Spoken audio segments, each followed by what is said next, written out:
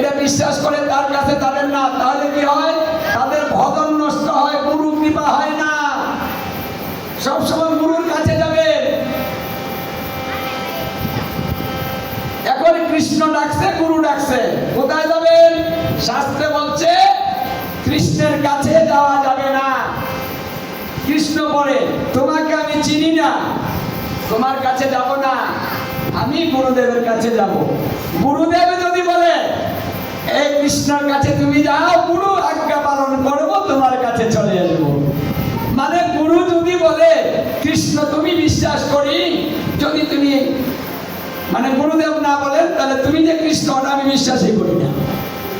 দেখুন, মানে গুরুদেবের প্রতি এতটুকু নিষ্ঠা ভক্তি বিশ্বাস যদি না থাকে, তাহলে মন্ত্র যতই লোক, গুরু যতই ধরো, আর যত গুরু ধরো কয়েকটা বদলা, তার জীবনে কোনো কৃপা হবে না। হরে কৃষ্ণ। তাহলে বিশ্বাসটা হলো মূলধন। যাদের বিশ্বাস নাই তাদের আমার ধর্মটা কিসের? এই তত্ত্বটাই কিন্তু গুরুদেব তার শিষ্যকে বোঝাচ্ছেন যে দেখো আমার কৃপাটা কিভাবে হয়েছে, অযাচিত ভাবে কৃপা হয়েছে, অযাচিত ভাবে হয়েছে। আমি তো কৃপা চাইনি, ওনারা কৃপা আমাকে করেছে। সেই কৃপায় 125 বৎসরে কৃষ্ণ দর্শন করেছি। কৃষ্ণ আমাকে বলল আমি জীবনে যাকে কাউকে মানে যা দেই নাই, যা কোনোদিন কাউকে দিব না, আজকে তোকে আমি তাই দিব। মানে যে কৃপাটা আমি কোনোদিন কাউকে করিনি, সেই কৃপা আমি তোকে করব। তুই ব্রহ্মাণ্ডের যে কোনো স্থানে প্রবেশ করতে পারবি, অনুমতি লাগবে না। এমনকি আমার সঙ্গে সাক্ষাৎ করতে যখন মন চায় তখন করবি, অনুমতি লাগবে না। আর এমন কোনো তত্ত্ব নেই, মানে যে তত্ত্বটা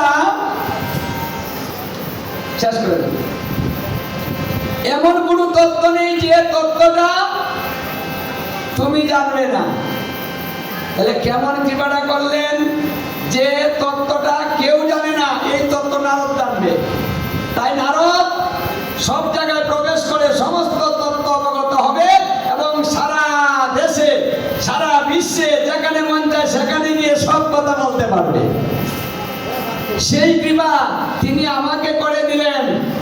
তাহলে আমি যদি সেখান থেকে এই পর্যায়ে আসতে পারি, তাহলে তুমি কেন 4টা শ্লোক দিয়ে 18,000 শ্লোক বানাতে পারবে না? তাই আমার আশীর্বাদ রইল, তুমি এই কাজটা করো, তোমার মন বাঁধা হবে। তাহলে এই বেদব্যাস মুনি গুরুর আজ্ঞা পালন করে নতুন করে তপস্যা করে বদ্রিক আশ্রমে 18,000 শ্লোক তিনি ধ্যানের করে পেয়েছিলেন। এই 18,000 শ্লোকেই হচ্ছে শ্রীমদ্ ভাগবত। আর এই ভাগবত হচ্ছে এই কলির ধর্ম, ভাগবত হচ্ছে ভক্তি শাস্ত্র। এই ভাগবতেই হলো কলির জীবের মুক্তির একমাত্র সহজ উপায়।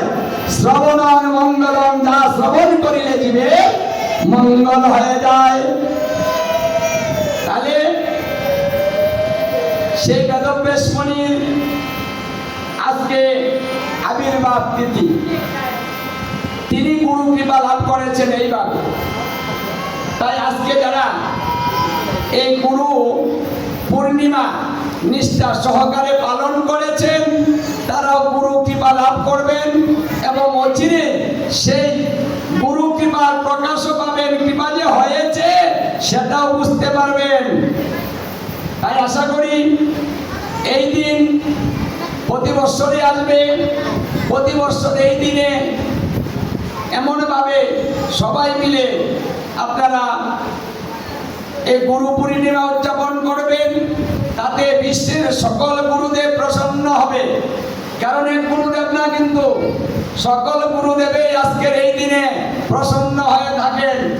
তাই সকলেই যার যার গুরুদেবের কাছ থেকে আজকে লক্ষ্যে অলক্ষ্যে জানা অজানা সমস্ত ভাবে কৃপা লাভ করবেন। সেই কৃপা নিয়ে যার যার বাড়ি যাবেন, সকলের কল্যাণ হবে এবং সকলের জীবন সুন্দর হবে এবং সংসার সুখের হবে, কৃষ্ণ ভজন হবে, সুদুর্লভ মনুষ্য জনম সার্থক করে আমরা এই ভবসাগর পার হয়ে নিত্য ধামে গমন করব, সেই কৃপা আজকে এই দিনে সকলের উপরে বর্ষিত হোক। সবাই ভালো থাকো, সুস্থ থাকো, নিরোগ থাকো, ভজনে থাকো, মিলেমিশে থাকো, হিংসা বিদ্যা ছাড়ো, রেষারেষি ভুলো, সমস্ত কিছু ছেড়ে দিয়ে মানুষের বন্ধু হয়ে একসাথে ভজন করে আমরা এই সুদুর্লভ মনুষ্য জনম সার্থক করব। জয়